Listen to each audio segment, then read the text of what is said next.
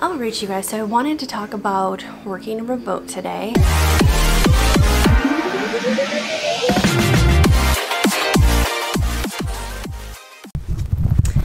Alright, you guys, I am done with my workout, done with my shower. Check, check, and check. So now it's time for me to go find a quiet place to get some work done. Yesterday I sat in like this little coffee cafe area, which was nice, but it was a little chilly, so I'm gonna see if I can find somewhere like a little more secluded and maybe not so busy here in the hotel. Pizza boxes from last night, but I wanted to show you guys what I am wearing today. I'm wearing some flats, Nike workout pants, and a long flannel. Do have my makeup done. I do actually like to always do my makeup. Some days I honestly do dress casual when I'm gonna work. It really just depends on my mood, and I think for people that are working remote, it's really like up to you. I always try to get ready though, so I feel somewhat put together, so in case I do have to jump on a phone call or like a Google Hangout or go to a meeting, I can like change quickly and, you know, look profesh. It's really up to you guys how you want to do it. For me, this is what I do.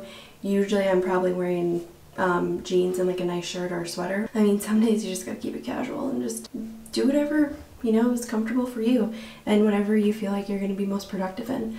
Some people like getting dressed up every single day. Some people are fine working in their pajamas in bed. Everybody's different. As many of you know, I'm in Amsterdam.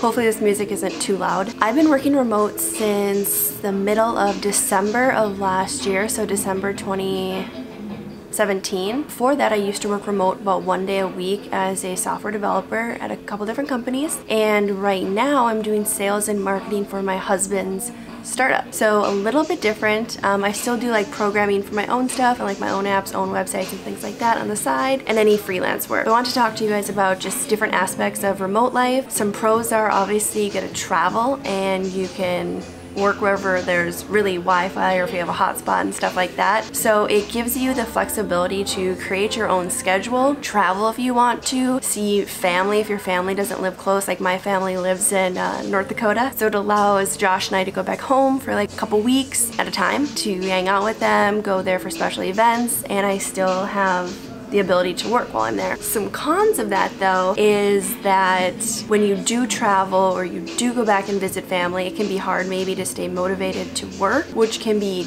difficult in itself. Another con is you may not always have like a designated area to work, so you need to be flexible and adaptable to work pretty much wherever, like in a loud coffee shop, in a restaurant, on a bus, you know, just like in a bed. You know, if you're, you know, staying at a hotel and there isn't Wi-Fi except in your hotel room, you need to be able to work on a bed and be able to be disciplined.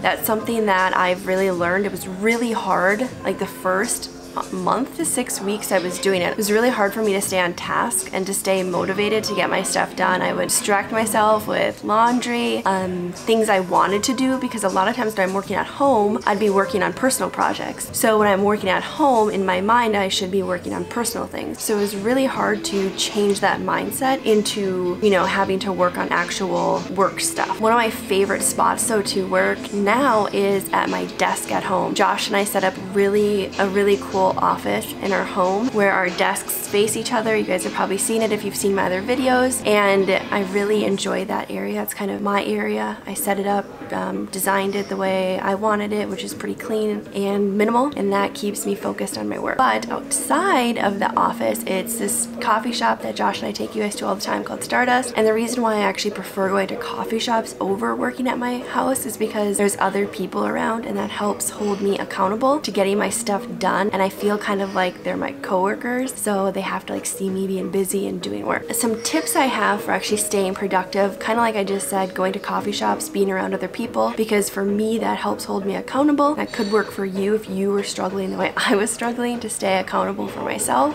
Some other tips is create a routine. I get up in the morning, have breakfast, work out, shower, get ready for the day. I may not always like dress super cute, but I still, you know, put my makeup on, blow dry my hair, make myself presentable for the world, even if I don't leave my house. It's just one of those things. I also am huge on lists and note taking, so I create like big actionable to-do items, and then I divide them up into smaller to-dos so they're more consumable throughout the day, and it makes me feel like I'm making more progress than by just creating these like high-level objectives.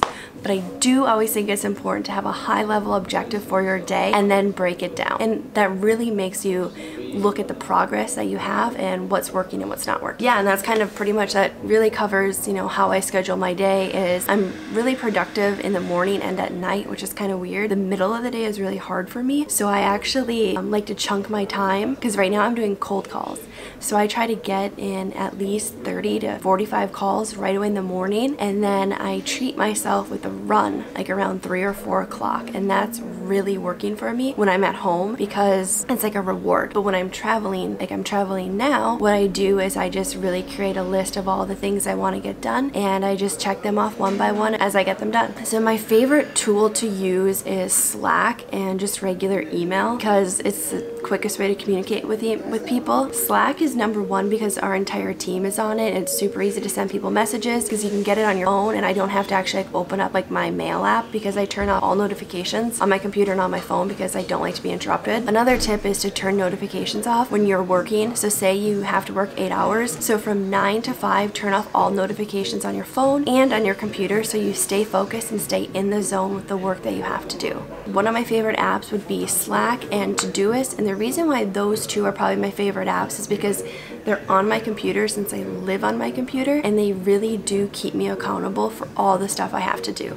I always write written to-dos, but then I will convert them to digital ones, because this will actually like let me know like notifications that I have stuff to do or how many things that are overdue. Because if you're like me and you hate notifications, it'll really, you know, keep you on top of getting your stuff done. So really those are kind of just my tips from working remote. They can be, you know, applied to if you're working from home, or for like Josh and I, who have been traveling quite a bit this year for work. They're just really helpful. You know, make sure you have this stuff like set up before you start traveling, because it's easier to stay on task and to keep it implemented in your life and to stay on routine. Routines can be really hard to set up and stick to, but it's like one of those things, just like forming a habit, you have to stick to it and just be on yourself to make sure you're not slipping and you're not trying to falling into bad habits that don't make you as productive. Because for many of you guys out there, we want to be as productive as we can, because we all wish there were more hours in the day. So setting up a consistent game plan for whatever works for you, and just stick to it. And also don't be scared to try different things. If you heard me say things that you haven't done, maybe try them out for, you know, a couple weeks and see how it goes. Maybe it'll help you become more productive. Vice versa, if you guys have tips for me that you guys do, let me know in the comments, because I'm always looking for better ways to stay more productive and always like on top of my game when it comes to working remote and just getting things done in general. So if you guys like this video, please give it a thumbs up,